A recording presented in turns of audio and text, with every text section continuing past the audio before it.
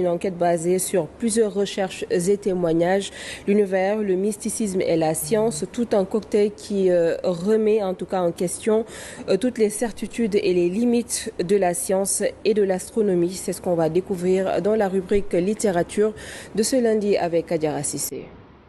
Aider à identifier le pourquoi et le but de notre existence en tant qu'être humain, une question indispensable qu'aborde Harry Roselmark, journaliste et auteur dans son nouveau ouvrage intitulé « Il n'est jamais trop tard pour naître », une enquête sur l'univers et le sens de la vie. Et donc, quand on parle de l'univers, on parle de nous, on parle des êtres humains, et je pense que c'est pour ça que depuis des milliers d'années, des philosophes, d'abord, et je dirais même avant les philosophes, je dirais des mystiques.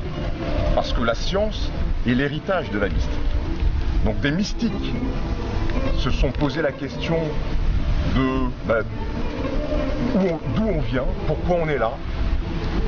Des récits, et souvent des récits très inspirés, ont commencé à décrire ces histoires de la création et de l'existence de l'humanité. La philosophie et la métaphysique a pris le relais. Pourquoi aujourd'hui il est si important d'aborder une telle thématique? Le monde est face à de nombreux défis et l'être humain en est au centre. Il est question ici dans cet ouvrage de comprendre la science, l'astronomie et le concept de l'infini. Les observations qui font la robustesse du modèle scientifique et du modèle astrophysique ont une limite.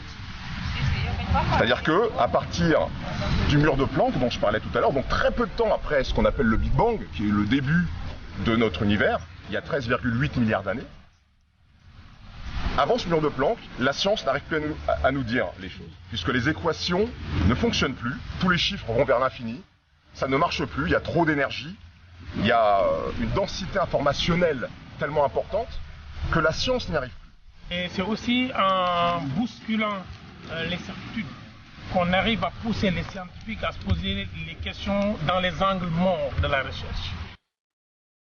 Le rôle de l'Afrique dans la science aussi a été abordé. Le continent noir a été précurseur de ces questions depuis l'Empire Dogon, ce que confirment d'éminents chercheurs sénégalais. L'astronomie existait ici, en Afrique, bien avant. Il y a dans la Sénégambie, ici sur une distance de plus de 100 km, des mégalithes. Et des mégalithes, c'est de gros rochers, de gros cylindres.